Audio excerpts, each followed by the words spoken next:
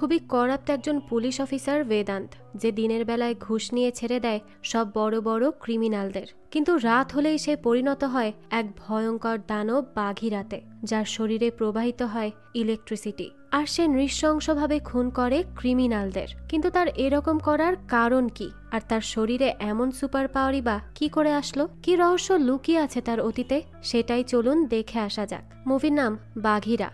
শুরুতেই আমাদের 2001 সালের দৃশ্য দেখানো হয়, যেখানে বেদান্ত নামের একটি ছোট্ট ছেলেকে দেখি আমরা। সে সুপার হিরোদের নিয়ে লেখা কমিক বই পড়ছিল, আর এই বই পড়ে সে জানতে পারে বিভিন্ন হিরোরা বিভিন্নভাবে নিজের শক্তি সম্পর্কে জানতে পারে। তাই সে ভাবতে থাকে তার কাছেও নিশ্চয়ই কিছু সুপার পাওয়ার আছে। তাই সে এবার তার ফেভারিট সুপারম্যানের মতো ড্রেস পরে এবং নিজেকেও একজন সুপারম্যান ভাবে। সে বাকি সব সুপারম্যানদের মতো নিজের শক্তি তালাশ করছিল, তাই সে ছাদ থেকে লাফই দিয়ে দেয়। অপরদিকে তার মা ভাগাতি, সে একজন স্কুল টিচার। সে তার ক্লাস নেওয়ার সময়ই একজন লোক এসে তাকে জানায় বেদান্তের অবস্থার কথা। সে ছাদ থেকে লাফ দিয়ে আহত হয়ে পড়েছে, তাই তাকে হাসপাতালে ভর্তি করা হয়েছে। আর এই খবর পেয়ে তো ভাগাতি স্বাভাবিকভাবেই অস্থির হয়ে যায় আর দ্রুত সেখানে চলে যায়। সেখানে গিয়ে সে বেদান্তকে দেখে যে কি বলবে কিছুই বুঝতে পারে না। ভাগাতি তো খুব ভালো করেই বুঝতে পারে যে তার ছেলে সুপার হিরো হওয়ার জন্য ছাদ থেকে লাফ দিয়ে দিয়েছে, যে জন্য সে বেদান্তকে বিভিন্ন সুপার হিরো সম্পর্কে বলে। সে বলে শুধুমাত্র উঠতে শিখলে বা বুলেট প্রুফ হলেই সুপার হিরো হওয়া যায় না, কারণ সুপার হিরো হতে সাহস লাগে। আর একজন ডাক্তার, মিলিটারিও তো আমাদের জন্য সুপার হিরোর মতো। তখন বেদান্তের পুলিশ অফিসার বাবা সেখানে আসে। তখন ভাগাতি তার ছেলেকে দেখিয়ে বলে, এই যে দেখো, তোমার বাবাও তো একজন সুপার হিরো, কারণ সে আমাদেরকে সমস্ত বিপদ আপদ থেকে রক্ষা করে। যে কথা শুনে বেদান্ত এবার অবাক হয়ে যায়, কারণ তার বাবাও একজন সুপার হিরো, এটা তো সে কখনো চিন্তাই করেনি। তাই সেও এবার মনে মনে ঠিক করে নেয় যে সে নিজেও তার বাবার মতো একজন পুলিশ অফিসারই হবে এবং সে সবার জন্য সুপার হিরো হয়ে দেখাবে। এরপর আমাদের বর্তমানের দৃশ্য দেখানো হয়, যেখানে উত্তাল সমুদ্রে আটকে পড়া কিছু জেলে বাঁচার জন্য লড়াই করছিল। জেলেগুলো বড় বড় ঢেউয়ের সাথে লড়াই করতে থাকে। তো কিছুক্ষণ পরই হঠাৎ করে উত্তাল সমুদ্র শান্ত হয়ে যায়। জেলেরাও স্বস্তির নিঃশ্বাস ফেলে, কিন্তু তাদের এই খুশি বেশিক্ষণ টেকে না, কারণ তারা দেখে তাদেরকে সমুদ্রের কিছু ডাকাত চারিদিক থেকে ঘেরাও করে ফেলেছে, যা দেখে তারা প্রচন্ড ভয় পেয়ে যায় আর সেখান থেকে পালানোর জন্য পানিতে ঝাঁপ দেয়। কিন্তু তখনই দেখা যায় ডাকাত দলের লিডার রামা মাছ ধরার জাল নিয়ে পানিতে নেমে পড়ে, আর কয়েক সেকেন্ডের মধ্যেই পানিতে ঝাঁপ দেওয়া সমস্ত জেলেকে সে মাছের মতো সেখান থেকে উঠিয়ে আনে এবং একজন জেলের তো হাতও কেটে ফেলে। তবে এই লোককে এবং সে কেন এমন করছে তা তো আমরা পরবর্তীতেই জানতে পারবো। এখন তো শুধু তার হিংস্রতার নমুনা দেখলাম। এরপর আমাদের বেদান্তকে দেখানো হয় যে এখন একজন তরুণে পরিণত হয়েছে এবং সে তার মায়ের বলা কথা মাথায় রেখেই, অর্থাৎ তার বাবার মতো সেও সুপার হিরো হওয়ার জন্য পুলিশে জয়েন করেছে। তবে আজ তার মা বেঁচে নেই, কিন্তু সে তার মায়ের বলা প্রত্যেকটা কথা মনে রেখেছে এবং তার সমস্ত স্মৃতি মনে করে সেই ইউনিফর্মও পরে নেয়, যাকে পুলিশের ড্রেস পরে থাকতে দেখে তার বাবা তো অনেক খুশি হয়। সে বেশ প্রাউডও ফিল করে। এরপরই বেদান্ত প্রথম দিন ডিউটিতে যায় আইপিএস অফিসার হয়ে, যেখানে কনস্টেবল নারায়ণ ব্যান্ড পার্টিদের নিয়ে তার জন্য অপেক্ষা করছিল। আর আইপিএস বেদান্ত সেখানে আসতেই নারায়ণের ইশারায় ব্যান্ড পার্টির লোকেরা বাজি ফাটায়, ঢাকঢোল বাজাতে থাকে, বেশ ফুর্তি করতে থাকে। তখনই বেদান্ত এসে তাদেরকে ধন্যবাদ জানায় তাকে এত সুন্দর করে স্বাগতম জানানোর জন্য। এরপরই সে একে একে থানার সবার সাথে পরিচিত হয়। পরিচয় পর্ব শেষ করে সে নারায়ণকে তাদের এলাকার কথা জিজ্ঞেস করে।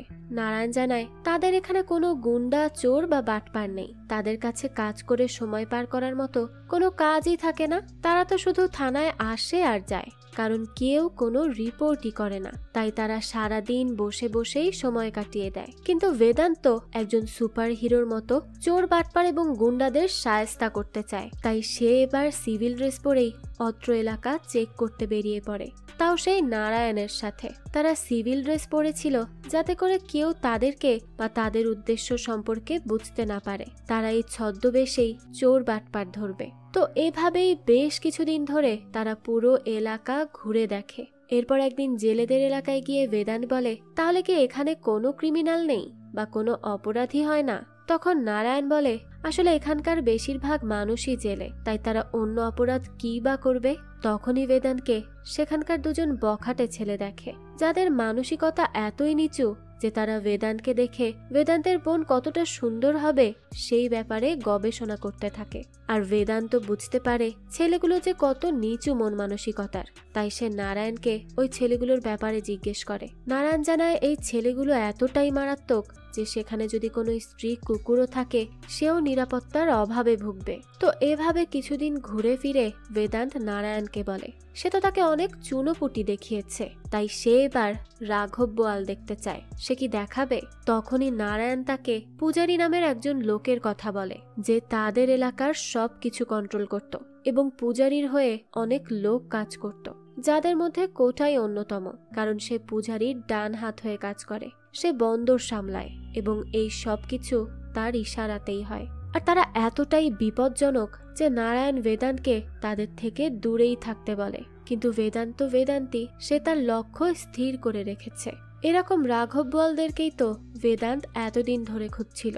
পরের দিনই কিছু স্কুলের মেয়ে রাস্তায় দাঁড়িয়েছিল, সেই সময় কিছু বখাটে ছেলে এসে তাদেরকে খুব বিরক্ত করতে থাকে।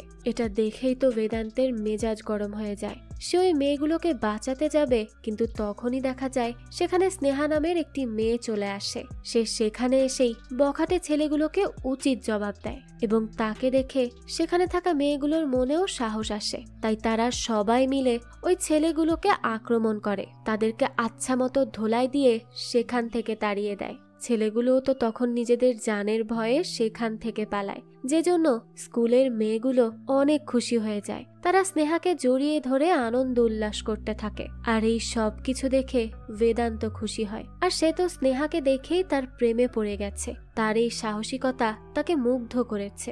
এরপরই রাতের বেলা দেখা যায় বেদান্ত তার বাবার সাথে তাদের একজন সিনিয়র অফিসার রেড্ডির পার্টিতে যায়, যেখানে যাওয়ার পরই সিনিয়র অফিসার ড্রিঙ্ক করতে চাইলে বেদান্ত তাকে বাধা দেয়, কারণ সে সিনিয়র ডিপার্টমেন্টের ব্যাচ পরেছিল। আর আইন অনুযায়ী তো কোনো অফিসার ডিপার্টমেন্টের ব্যাচ, বেল্ট, টুপি বা অন্য কিছু পরে থাকলে ড্রিঙ্ক করতে পারবে না। তো বোঝাই যায় বেদান্ত সব রুলস নিয়ে কতটা সতর্ক থাকে, আর সে অনেস্টির সাথেই তার এই জবটা করে যাচ্ছে। আর তার কাছ থেকে এসব কথা শুনে সিনিয়র অফিসার খেয়াল করে তাই তো সে তো তার ব্যাচটি খুলতেই ভুলে গেছে, তাই সে তা দ্রুত খুলে নেয় এবং বেদান্তকে ধন্যবাদ জানায়, কারণ সে তার কর্মজীবনকে শ্রদ্ধা এবং ভক্তির সাথে পালন করছে, যা আর কেউ করে না। তো কিছুক্ষণ পরই বেদান্তের বাবা প্রাভাকার আসে আর বেদান্তকে বলে ব্যাচ পরে ড্রিঙ্ক করলে কি হবে। তখন বেদান্ত বলে এটা কোনো ভুল নয়, এটা একটা অপরাধ, এতে আমাদের ব্যাচকেই অসম্মান করা হবে। তো পরের দিন বেদান্ত অফিসে কাজ করছিল, সেই সময় সে নারায়ণের কাছে কিছু ফাইল চায়। তখন নারায়ণ জানায় সেই ফাইলগুলো তার টেবিলের ড্রয়ারে আছে। বেদান্ত তখন তার টেবিলের ড্রয়ার খুলে দেখে সেখানে অনেকগুলো টাকা পড়ে আছে। এটা দেখে সে অবাক হয়ে যায় আর নারায়ণের দিকে তাকিয়ে থাকে। তখন নারায়ণ বলে তার জন্য টাকাগুলো মার্কেট থেকে এসেছে, আর এগুলো পতিতাবৃত্তি এবং মাদক সাপ্লায়ারদের থেকেই এসেছে, যাতে করে তারা শান্তিতে তাদের ধান্দা করতে পারে আর আমরা যেন তাদেরকে কোনো বাধা না দেই। তো এই সব কথা শুনে বেদান্ত বলে তার জন্য তারা এতগুলো টাকা পাঠিয়েছে, সে তো তাদেরকে ধন্যবাদ জানাতে চায়। যেই কথা শুনে নারায়ণ তাকে মাদক চোরাচালানকারীর কাছে নিয়ে যায়, যারা মাছের ভেতর মাদকদ্রব্য রেখে পাচারের জন্য প্রস্তুতি নিচ্ছিল। কিন্তু বেদান্তের উদ্দেশ্য তো তাদের সাথে দেখা করা নয়, তার উদ্দেশ্য তাদেরকে গ্রেফতার করা। আর বেদান্ত তাই করে, সে একে একে মাদক সম্রাট হতে শুরু করে সেই পতিতালয় সহ আরো অনেক গুন্ডা এবং অপরাধীকে গ্রেফতার করে। যেই থানায় কোনো কয়েদি ছিল না সেই থানায় সে এত মানুষকে গ্রেফতার করেছে যে থানার লকারও কম পড়ে যায়। তো এরপরে একদিন দেখা যায় প্রাভাকার তাকে জোর করে পাত্রী দেখতে নিয়ে যায়, যেখানে যাওয়ার পরই বেদান্ত মেয়ে না দেখে সেখান থেকে চলে আসতে চায়। কিন্তু যখন সে দেখে যে সে যেই মেয়ে দেখতে এসেছে সে আর কেউ না, বরং সেদিনকার ওই মেয়ে স্নেহাকে দেখার সাথে সাথেই সে থেমে যায়। এরপর সে তার সাথে আলাদা কথা বলে। তখন স্নেহা বলে সে ডাক্তার আর বেদান্ত পুলিশ, তাদের দুজনের কর্ম আলাদা, তাই তারা একে অপরকে বোঝার জন্য, চেনার জন্য কিছুদিন একসাথে সময় কাটাবে, যার কথা বেদান্ত মেনে নেয়। এরপর থেকেই তারা দুজন একসাথে সময় কাটাতে থাকে। তারা একসাথে ঘোরাঘুরি করার সময় কোনো ছেলে বা গুন্ডা যদি স্নেহাকে বিরক্ত করে তাহলে বেদান্ত তাকে উচিত শিক্ষা দেয়। আর এরপর থেকে দেখা যায় কোনো গুন্ডা বা বখাটে যদি বেদান্ত আর স্নেহাকে দেখেও ফেলে তাও তারা তাদেরকে এড়িয়ে চলে যায়। তো একদিন তারা গাড়িতে করে যাওয়ার সময় একটি মেয়েকে রাস্তার পাশে দেখে যে প্রসব বেদনায় কান্না করছিল, যেটা দেখে তারা ওই মেয়েটিকে সাহায্য করে এবং দ্রুত হাসপাতালে নিয়ে যায়।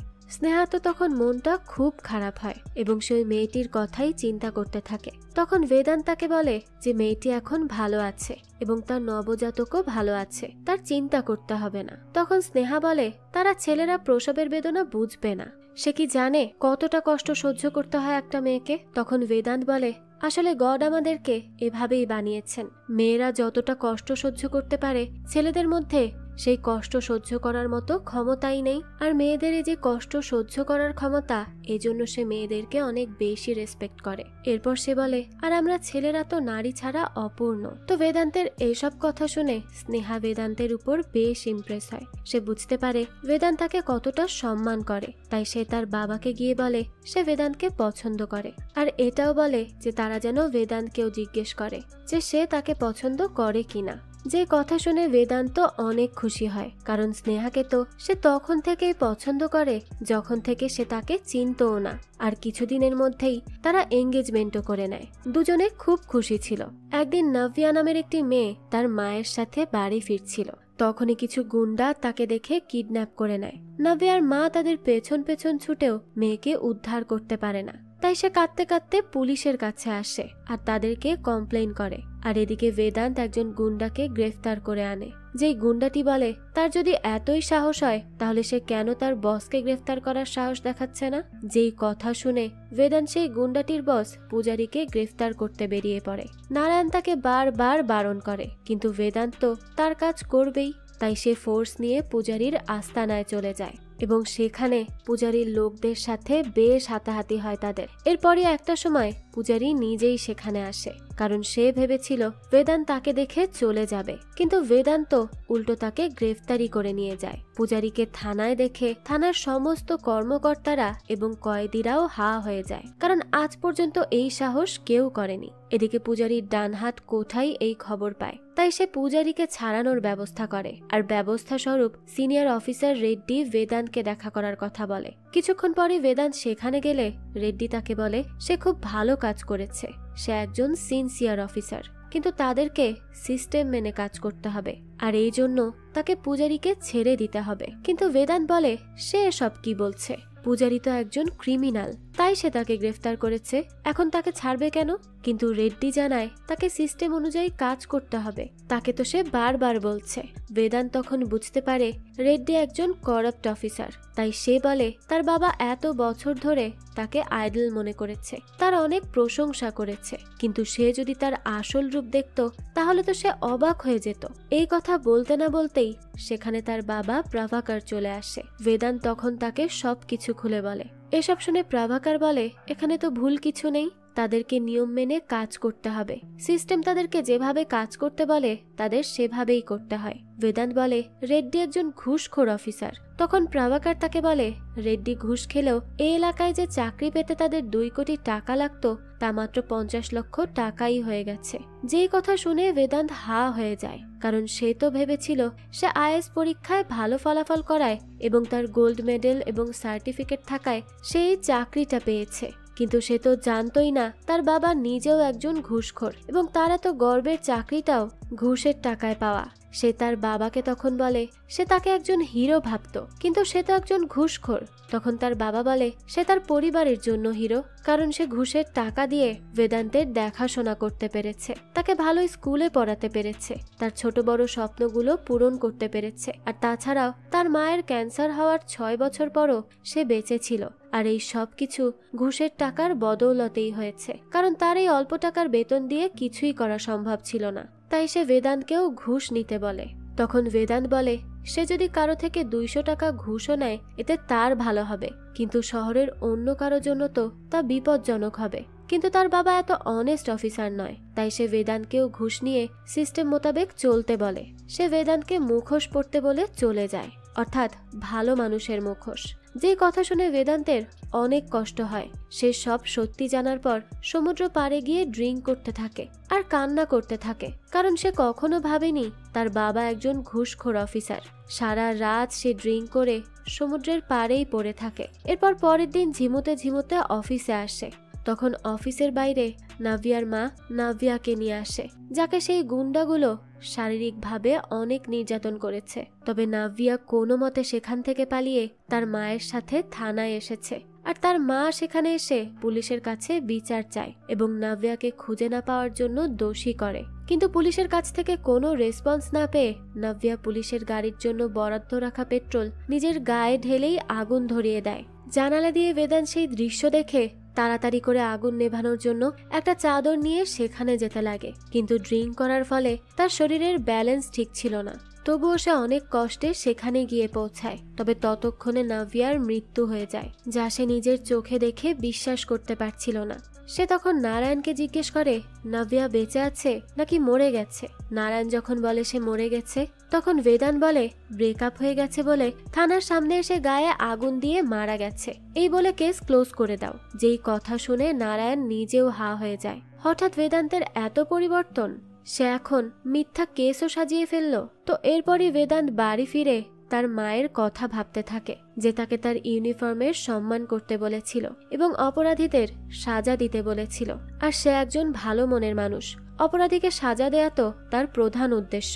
তাই সে তার বাবার কথা মতো মুখোশ পরে নেয়। কিন্তু সেটা কোনো ঘুষখোর হয়েও ভালো অফিসার হওয়ার মুখোশ নয়, একজন সুপার হিরোর মতো মুখোশ, যেটা পরলে কেউ তাকে চিনতে পারবে না, কিন্তু সে তার কাজ চালিয়ে যেতে পারবে। এরপরই সে মুখোশ পরে বন্দরে যায়, যেখানে নাভিয়াকে কিডন্যাপ করা সেই গুন্ডাগুলোও ছিল, যাদের মধ্যে একজন নাভিয়ার মৃত্যুতে কান্না করছিল, কারণ সে নাভিয়ার দেহকে আরো উপভোগ করতে চেয়েছিল।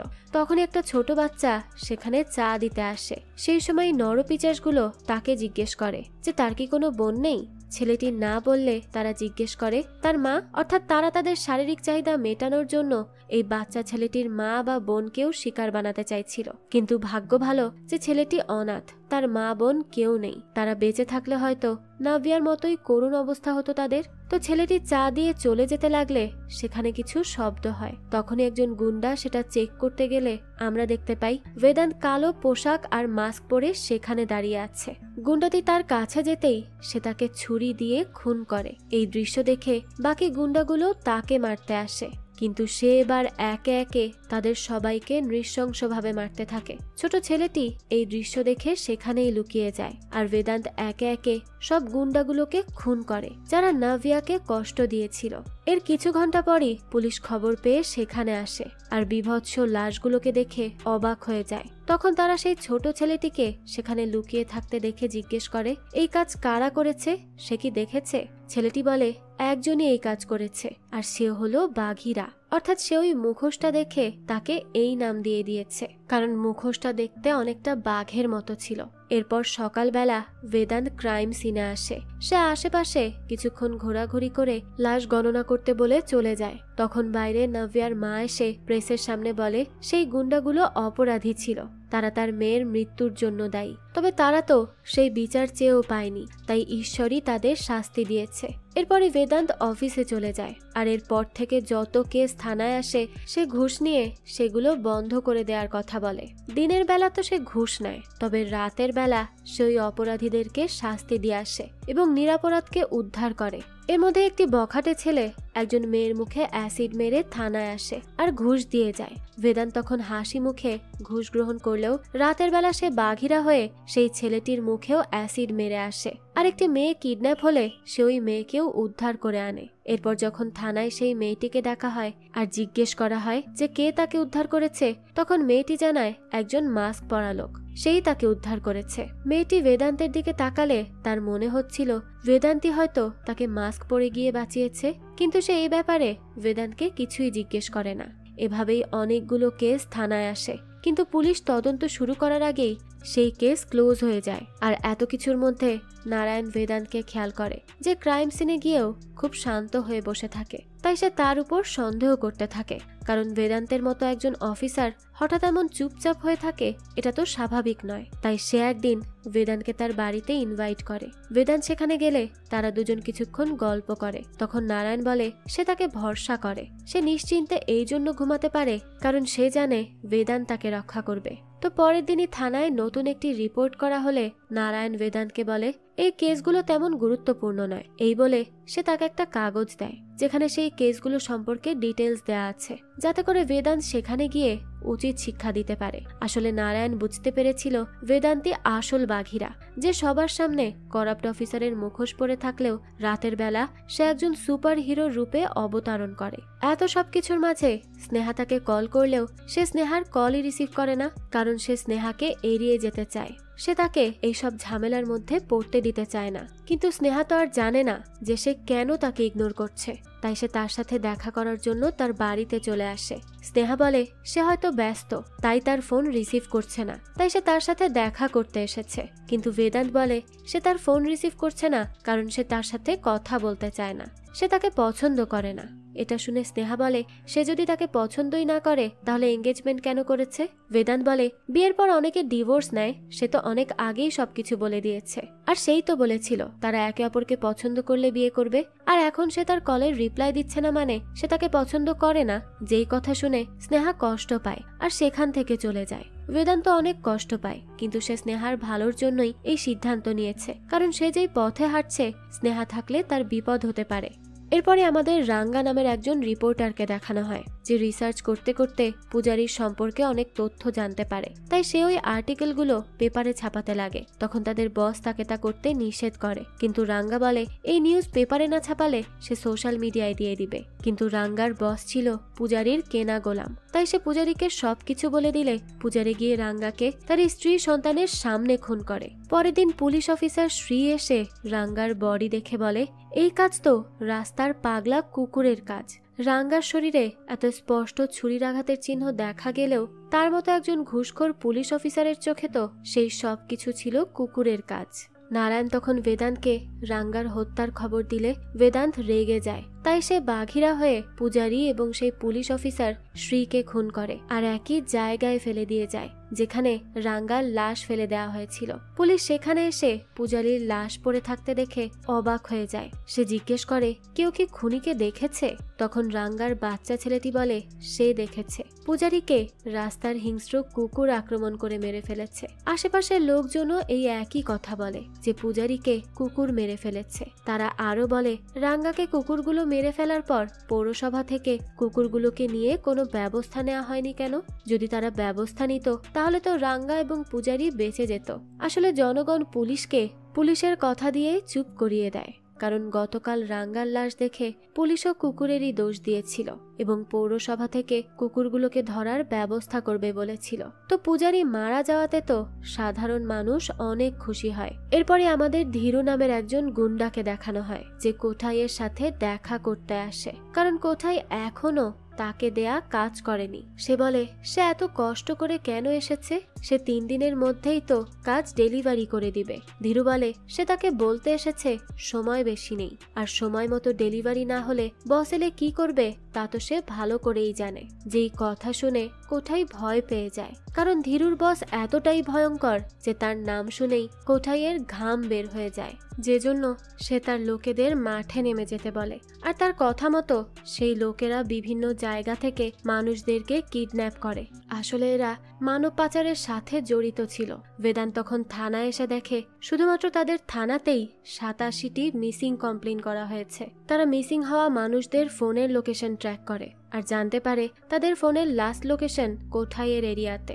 নারায়ণ তখন বেদান্তকে বলে পুলিশ সেখানে যেতে পারবে না, তবে বাঘিরা তো যেতে পারবে। তাই সে বাঘিরা হয়ে রাতের বেলা কোঠাইয়ের এরিয়াতে যায়, যেখানে গিয়ে সে কিডন্যাপ হওয়া লোকেদেরকে একটা কন্টেইনারের ভেতর ঢোকাতে দেখে। কিন্তু তখনই সেখানে কোঠাইয়ের লোকেরা তাকে দেখে ফেলে আর তাদের মধ্যে শুরু হয় তুমুল লড়াই। বেদান্ত অনেককে পরাস্ত করলেও তারা তার উপর এক নাগারে গুলি ছুটতে লাগলে সে পানিতে ঝাঁপ দিয়ে দেয়, কিন্তু এরপরও তার গায়ে গুলি লেগেই যায়। সে কোনো রকমে পানি থেকে উঠে সোজা স্নেহার বাড়িতে গিয়ে অজ্ঞান হয়ে পড়ে।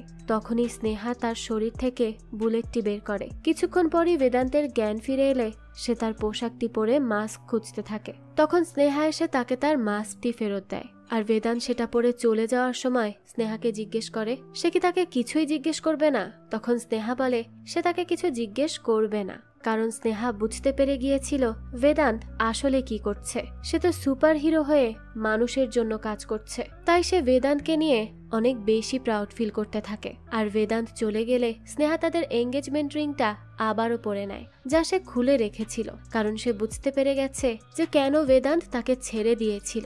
সে চাইছিল না স্নেহার কোনো ক্ষতি হোক। এসব ভেবে সে মনে মনে বেশ হ্যাপিও হয়। এরপর বেদান্ত লুকিয়ে লুকিয়ে কোঠাইয়ের বাড়িতে যায় আর দেখে কোঠায় বসে ড্রিঙ্ক করছে।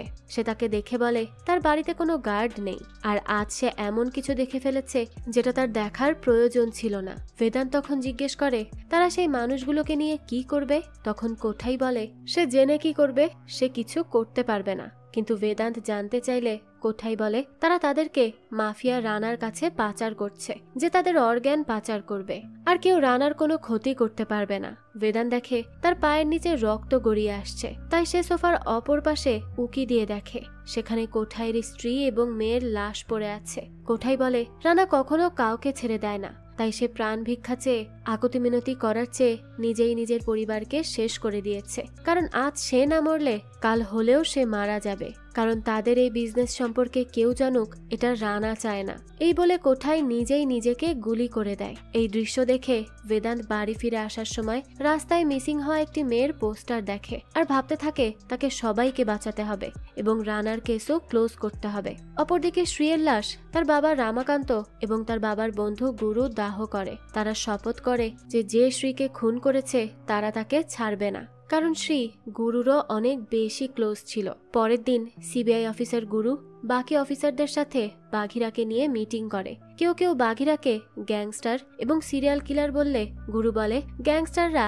একই সময় বিভিন্ন জায়গায় আক্রমণ করে, আর সিরিয়াল কিলার হলে খুনের ক্ষেত্রে একই প্যাটার্ন ব্যবহার করে, কিন্তু বাঘিরার ক্ষেত্রে তেমন কিছুই হয়নি। তখন একজন অফিসার বলে তাহলে হয়তো বাঘিরা কোনো এক ভিকটিমের পরিবারের সদস্য, যার কোনো স্বজন সেই গুন্ডাদের দ্বারা খুন হয়েছে, যে জন্য সে প্রতিশোধ নিচ্ছে।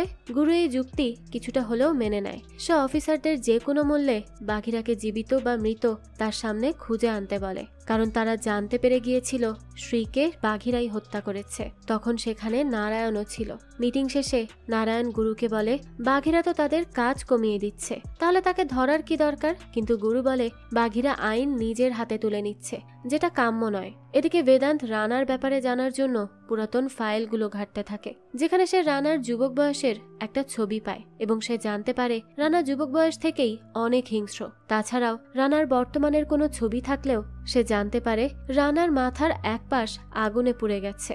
অর্থাৎ রানা সেই লোক যাকে আমরা গল্পের প্রথমের দিকে দেখেছিলাম, যে অনেক হিংস্রতার সাথে কিছু জেলেদেরকে মেরে ফেলেছিল। আর তারা যেহেতু মানব পাচার এবং অর্গ্যান পাচারের সাথে জড়িত, এ কারণেই হয়তো সে ওই জেলেদেরকে খুন করেছিল তাদের অর্গ্যানগুলো পাচার করার জন্য। পরের দিনই বেদান্ত কাজ করার সময় নারায়ণ তাকে এসে জানায় সিবিআই তাকে ডেকেছে বাঘিরাকে খোঁজার জন্য।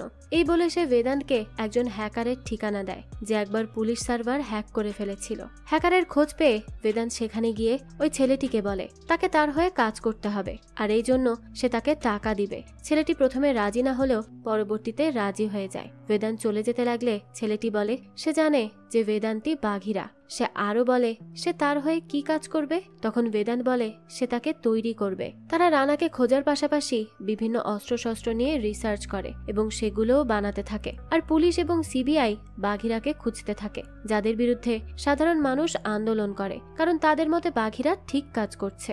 একদিন থানায় একটা স্কুলের ছেলেকে আনা হয়, যাকে স্পর্শ করলেও কারেন্টের শক লাগে। বেদান্ত ছেলেটির সাথে কথা বলে জানতে পারে সে লিথিয়াম ব্যাটারিকে ডিসি জেনারেট করে শক দেয়। সেটা তার কোনো ক্ষতি না করলেও তাকে স্পর্শ করা ব্যক্তিকে শক দেয়, যার এই বুদ্ধিকে বেদান্ত কাজে লাগায়। সে ছেলেটিকে তার টিমে নিয়ে নেয়, যে তার জন্য একই রকম একটা পোশাক বানাবে, যাতে করে তাকে স্পর্শ করা ব্যক্তির শক লাগবে। আর একদিন সে একজন বৃদ্ধ লোককে দেখে, যে থানায় এসে বলে তাকে কাজ থেকে বের করে দেওয়া হয়েছে, কিন্তু সে বোমা বানাতে পারে। আর বেদান্ত সেই লোকটিকেও তার টিমে নিয়ে নেয়। তারা সবাই একসাথে মিলে কাজ করতে থাকে। বৃদ্ধ লোকটি বোমা বানানো শুরু করে এবং বাচ্চা ছেলেটি কারেন্টওয়ালা পোশাক। আর এদিকে গুরু একটি হোটেলে খাবার খেতে গেলে সে সেখানে একটি ছেলেকে দেখে যার বন্ধু একটি মেয়েকে অ্যাসিড মারাতে তার বন্ধুকে বাঘিরা অ্যাসিড মেরেছে। কিন্তু সে সেদিন তার বন্ধুর সাথে মেয়েটিকে অ্যাসিড মারতে গেলেও বাঘিরা তাকে ছেড়ে দিয়েছে। কিন্তু বাঘিরা এমন কেন করেছে তা জানতে চাইলে ছেলেটি বলে সে কিছুই জানে না, বাঘিরা তাকে কেন ছেড়ে দিয়েছে। পরের দিন বেদান্ত সহ বাকি থানার অফিসাররা গুরুর সাথে বাঘিরাকে ধরার জন্য মিটিং করতে যায়, যেখানে গুরু তাদেরকে বিভিন্ন দেশের অফিসারদের কথা বলে যারা কয়েক ঘন্টার মধ্যেই আসামি ধরতে পারে। কিন্তু তারা কিছুই পারে না। তারা বাঘিরাকে ধরা তো দূরের কথা, তার পরিচয়ও জানতে পারেনি। তখনই বেদান্ত সেখান থেকে চলে যেতে নেয়। গুরু তখন তার কাছে জানতে চায় যে সে চলে যাচ্ছে কেন। তখন বেদান্ত এমন ভাবে কথা বলে যেন গুরু ভাবতে বাধ্য হয় যে সে একজন করাপ্ট অফিসার। আর বেদান্ত সেখান থেকে চলে গেলে গুরু বিরক্ত হয়ে বলে সরকারের উচিত ছিল তাকে বাঘিরাকে ধরার কাজ না দিয়ে বেদান্তের মতো এমন করাপ্ট অফিসারদেরকে ধরার কাজ দেয়া। এরপরে বেদান্ত বাড়িতে গিয়ে দেখে স্নেহা সেখানে এসেছে, যাকে দেখে সে সেখান থেকে চলে যেতে বললেও স্নেহা যায় না। তাই বেদান্ত তাকে চড় মারে আর সেখান থেকে চলে যেতে বলে, কিন্তু স্নেহা তাকে জড়িয়ে ধরে, অর্থাৎ সে কোনোভাবেই তাকে ছেড়ে যাবে না। আর স্নেহার ভালোবাসা এবং জেদের কাছে বেদান্তকেও হার মানতে হয়। অন্য একটি দৃশ্যে আমরা রানাকে দেখি, যাকে একজন লোক কল করে বলে তারা যদি আজারবাইজানে 2000 লোক পাচার করতে পারে তাহলে তারা তাদের নিয়মিত কাস্টমার হয়ে যাবে, আর এই জন্য তারা কাজেও লেগে পড়ে। এদিকে বেদান্ত এবং সেই হ্যাকার ছেলে ধ্রুব কোঠাইয়ের ফোনের সমস্ত ডিটেলস চেক করে আর দেখে সে উপ্পাল নামক একটি বস্তিতে জায়গা কিনেছে। কিন্তু কোঠাই বস্তিতে কেন জায়গা কিনবে? নিশ্চয়ই সেখানে কোনো রহস্য আছে। তাই বেদান্ত বাঘিরা সাজার জন্য নতুন পোশাক, মাস্ক এবং বাইক নিয়ে বেরিয়ে পড়ে। সে উপ্পাল বস্তির সেই ফ্যাক্টরিতে যায় যেখানে কিডন্যাপ করা মানুষদের অর্গান নিয়ে নেওয়া হচ্ছে। আর এই দৃশ্য দেখে সে সেখানকার সব গুন্ডা এবং ডাক্তারদেরকেও খুন করে, কারণ তারা কিছু টাকার জন্য তাদের পেশাকে বিক্রি করে দিয়েছে। সবাইকে খুন করে সে একটা নিউজ চ্যানেলে কল করে আর সেখান থেকে চলে যায়। কিছুক্ষণের মধ্যেই সেখানে সিবিআই, পুলিশ এবং প্রেসের লোকেরা চলে আসে। গুরু সেখানে থাকা ভিকটিমদের সাথে কথা বলে জানতে পারে তাদেরকে বিভিন্ন স্থান থেকে কিডন্যাপ করে নিয়ে আসা হয়েছে। তো সে তাদেরকে জিজ্ঞেস করে তারা বাঘিরাকে দেখতে পেয়েছে কিনা এবং সে কেমন দেখতে তাও জিজ্ঞেস করে। তখন ভিকটিমরা বলে সে দেখতে একজন সুপার হিরোর মতো। এদিকে বেদান্ত কোঠাইয়ের ফোন চেক করে আর ইয়োগী নামের একজনের ডিটেলস পায়। তারা সন্দেহ করে ইয়োগীর সাথে কোঠাইয়ের পাচার সম্পর্কিত কোনো সম্পর্ক আছে, তাই তারা ইয়োগীর ফোনের লোকেশন চেক করে আর তখনই কিছু এলাকার লোকেশন দেখে। এটা দেখেই বেদান্ত বেরিয়ে পড়ে আর একে একে সেখানে গিয়ে সমস্ত কিডন্যাপ হওয়া মানুষকে মুক্ত করে। যে নিউজ চারিদিকে ছড়িয়ে পড়লে গুরুর উপর চাপ পড়ে যায় এবং সব জায়গায় বাঘিরাকে নিয়েই নিউজ হতে থাকে। কমিশনার রামাকান্ত গুরুকে তখন কল করে বলে বাঘিরা তার ছেলেকে খুন করেছে, কিন্তু সে এখনো বাঘিরাকে ধরতে পারেনি। তখন গুরু বলে সে খুব শীঘ্রই বাঘিরাকে গ্রেফতার করবে। এরপরই গুরু তাদের পুলিশ সার্ভারে মোট কয়টি রিপোর্ট করা হয়েছে তা বের করতে বলে। তখনই তো নারায়ণ ঘাবড়ে যায়, কারণ তাদের থানায় যতগুলো রিপোর্ট করা হয়েছে বাঘিরা সেই জায়গাগুলোতেই গিয়েছে। আর এটা যদি গুরু জানতে পেরে যায় তাহলে তাদের উপর সন্দেহ করবে। আর এই জন্য নারায়ণ তাড়াতাড়ি করে তাদের স্টেশনে গিয়ে সেই সমস্ত রিপোর্টের কপি ডিলিট করে দেয়, যে জন্য গুরুরা তাদের বিরুদ্ধে কোনো প্রমাণই খুঁজে পায় না। এদিকে রানা ইয়োগীর সাথে দেখা করতে আসে, যেখানে ইয়োগী রানার কাছে ক্ষমা চায়, কারণ বাঘিরা সবকিছু তছনছ করে দিয়েছে। রানা বলে সে তাকে মারবে না, কারণ সে তার হয়ে ভালোই কাজ করে আর তাদেরকে শ্রীলঙ্কায় 300 জনকে পাচার করতে হবে, যেটার দায়িত্ব সে ইয়োগীকে দেয় এবং তার ফোন চালু করতে বলে, যার ফোন চালু করাতেই বেদান্তরা তার লোকেশন পেয়ে যায়। এরপর বেদান্ত ইয়োগীকে ধরতে সেখানে যায় আর দেখে সেটা তো আসলে তাকে ধরার জন্য একটা ফাঁদ ছিল। আর সেখানেই সে প্রথমবারের মতো রানাকে দেখে। রানার লোকেদের সাথে তার লড়াই শুরু হলে রানা সেখান থেকে একটা মিটিংয়ে চলে যায় আর বাঘিরা প্রাণপণে লড়াই করতে থাকে। একটা সময় সে মাটিতে পড়ে গেলে সবাই তাকে ঘিরে ধরে। তখন সেই বাচ্চা ছেলেটির আবিষ্কার করা যন্ত্রের সাহায্যে তাদের সবাইকে সে শক দেয়, কিন্তু এর ফলে সেও অজ্ঞান হয়ে যায়। কিছুক্ষণ পরই তার জ্ঞান ফিরে আসে। তখন সে স্নেহার কাছে যায়, সেই তার চিকিৎসা করে। বেদান্ত তখন স্নেহাকে বলে সে যদি তাকে বিয়ে করে তাহলে যে কোনো সময় সে বিধবা হয়ে যাবে। কিন্তু স্নেহা তো সেই সব কিছুকে ভয়ই পায় না, কারণ সে বেদান্তকে ছাড়া থাকলেও কোনোদিন শান্তি পাবে না, তাই যতদিন সম্ভব সে বেদান্তের সাথেই থাকতে চায়। এদিকে গুরু জানতে পারে যে নারায়ণ তাদের স্টেশনে আসা এফআইআর এর কপি নিয়েছিল, কিন্তু সিস্টেমে সেই এফআইআর গুলোর কোনো ডাটা নেই। আর যেদিন নারায়ণ এফআইআর গুলোর কপি সংগ্রহ করেছিল সেই রাতেই বাঘিরা সেই সব আসামিদের উপর আক্রমণ করেছিল। যেই কথা জানতে পেরে গুরু একজন অফিসারকে সেই এফআইআর এর কপিগুলো নিয়ে আসতে বলে। কিছুক্ষণ পরই সেই অফিসার এফআইআর এর কপি নিয়ে আসলে গুরু জানতে পারে যেদিন যেদিন এফআইআর করা হয়েছে সেদিন রাতের বেলাতেই আসামিদেরকে খুনও করা হয়েছে। অর্থাৎ এফআইআর করার পরই বাঘিরা আসামিদের সম্পর্কে জানতে পারে, এরপরই তাদেরকে যে খুন করে আসে। তাই গুরুর এবার একটু সন্দেহ হয়, তাই সে বেদান্তের স্টেশন থেকে একজন কনস্টেবলকে নিয়ে আসে তাকে কিছু জিজ্ঞাসাবাদ করার জন্য। সে কনস্টেবলকে গুরু একে একে তাদের থানার সব কর্মকর্তাদের ব্যাপারে জিজ্ঞেস করে। কনস্টেবল বলে বেদান্ত একজন ঘুষখোর অফিসার, কিন্তু সে আগে এমন ছিল না। আগে তো সে অনেক সৎ একজন অফিসার ছিল, সেই তো তাদের এলাকার সব ক্রাইম কমিয়ে এনেছিল। কিন্তু একদিন কমিশনার তাকে তিরস্কার করে এবং তাদের থানার সামনে একজন মেয়ে গায়ে আগুন লাগিয়ে মারা যায়, যেটা দেখার পর থেকেই বেদান্ত একেবারে চুপচাপ হয়ে যায়। সে কারো কাজে এরপর থেকে আর হস্তক্ষেপ করে না, সবাইকে যার যার কাজ করতে দেয়। আর সেও তারপর থেকেই একদম ঘুষখোর অফিসার হয়ে যায়। যেই কথা শুনে গুরু এবার বেদান্তের ব্যাপারে অনুসন্ধান করে। সে বেদান্তের ট্রেনিং এর ফুটেজগুলো দেখতে থাকে। তারা বেদান্তের ট্রেনিং এর ফুটেজের সাথে ফ্যাক্টরি থেকে পাওয়া বাঘিরার লড়াই এবং গুলি চালানোর ভিডিও ফুটেজও মেলায়। এরপর তারা বেদান্তের মুখে বাঘিরার মাস্ক এডিট করে বসিয়ে দেয় আর দেখতে পায় তা তো 100% মিলে গেছে। যা দেখে গুরু বুঝতে পারে বেদান্তি হচ্ছে তাদের কাঙ্ক্ষিত বাঘিরা, যে এতদিন মুখোশের আড়ালে লুকিয়েছিল।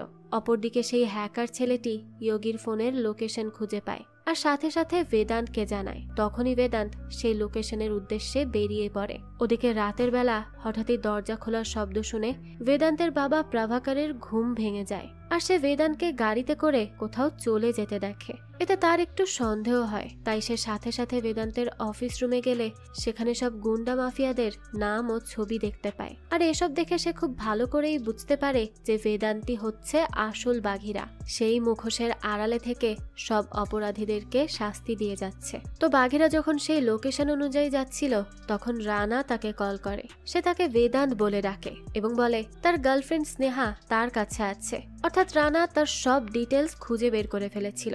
এরপর সে বলতে থাকে আর এক জায়গায় 200 জন মানুষ আছে, তাই এখন সিদ্ধান্ত তার উপর, সে স্নেহাকে বাঁচাবে নাকি সেই মানুষগুলোকে। তো বেদান্ত তাকে কিছুই বলে না। আর এখানেই আমরা জানতে পারি যে রানা সিবিআই এর একজন ঘুষখোর অফিসারের থেকে বাঘিরার আসল পরিচয় জানতে পেরেছিল। কিছুক্ষণ পরই রানা তার লোকেদের চেক করতে বলে যে বেদান্ত এসেছে কিনা। তখনই স্নেহা হেসে দেয় আর বলতে থাকে বেদান্ত আসবে না, কারণ সে এখন বেদান্ত নয়, সে এখন বাঘিরা। আর বাঘিরা সাধারণ মানুষদেরকেই রক্ষা করে, যেটা তার সবচেয়ে বড় দায়িত্ব। যেই কথা শুনে রানা স্নেহাকে অনেক টর্চার করতে থাকে আর এই টর্চারের এক পর্যায়ে সে তাকে মেরেই ফেলে। মারা যাওয়ার আগে অন্তত স্নেহা তার ভালোবাসার মানুষকে নিয়ে গর্ব করে যেতে পেরেছে, এটাই তার জীবনের সবচেয়ে বড় পাওয়া। অন্যদিকে দেখা যায় অনেক মানুষকে আটকে রাখা খাঁচাটি প্রায় পানিতেই ডুবে যাচ্ছিল। তৎক্ষণাৎ তার কোনো উপায় না পেয়ে বেদান্ত শিকল দিয়ে সেই খাঁচাটি ধরে রাখে।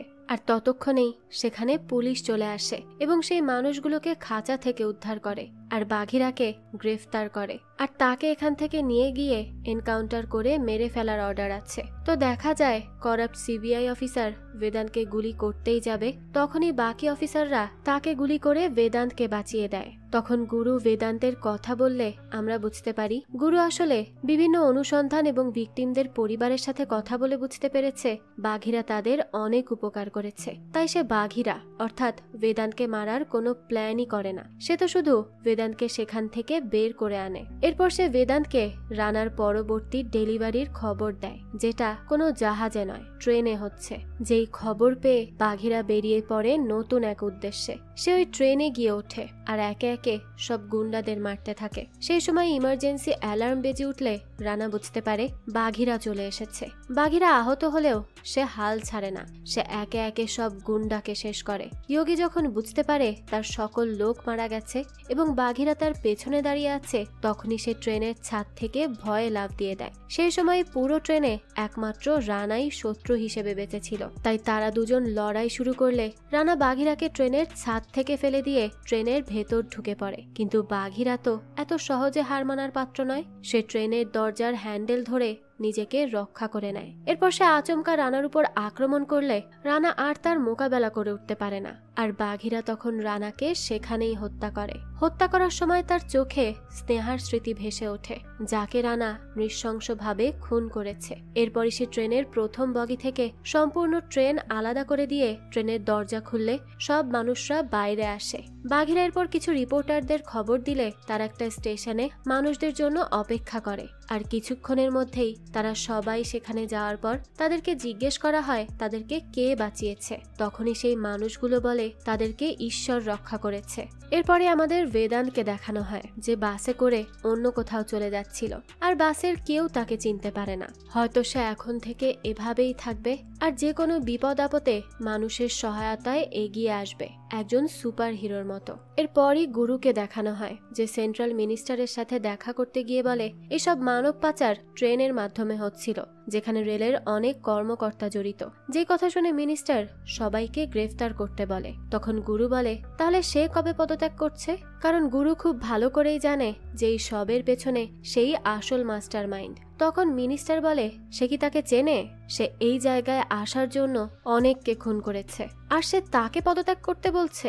সে তার কিছুই করতে পারবে না। তখনই গুরু বলে আইনের জন্য তার হাত পা বাঁধা, কিন্তু একজন আছে, সে আইনের তোয়াক্কা করে না, সেই আসবে তাকে শেষ করতে। মিনিস্টার তখন বলে সে কার কথা বলছে, কে তাকে মারতে আসবে? তখন গুরু বলে বাঘিরা, যে অপরাধ এবং অপরাধী দুজনকেই শেষ করতে এসেছে, আর সে তার এই মহৎ কাজ চালিয়েই যাবে, কেউ তাকে থামাতে পারবে না। তো এরই মাধ্যমে বাঘিরার এই গল্পটা এখানেই শেষ হয়। এই তো ছিল আজকের গল্প। এই গল্পটা আপনাদের কাছে কেমন লেগেছে সেটা অবশ্যই আমাদেরকে কমেন্ট করে জানাবেন। যদি এতটুকু ভালো লেগে থাকে তাহলে একটি লাইক দিয়ে যাবেন। আর হ্যাঁ, আমাদের এই চ্যানেলে কিন্তু প্রতিনিয়তই নতুন নতুন ভিডিও আপলোড করা হয়। সেই সব ভিডিওর আপডেট পেতে আমাদের চ্যানেলটিকে সাবস্ক্রাইব করে বেল আইকনে অল দিয়ে রাখতে কিন্তু ভুলবেন না।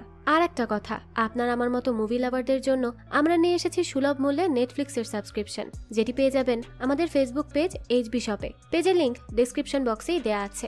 আজকে তাহলে এই পর্যন্তই, আবারও হাজির হব নতুন কোনো ভিডিও নিয়ে। সেই পর্যন্ত সবাই ভালো থাকবেন আর আমাদের চ্যানেলের সাথেই থাকবেন। ধন্যবাদ।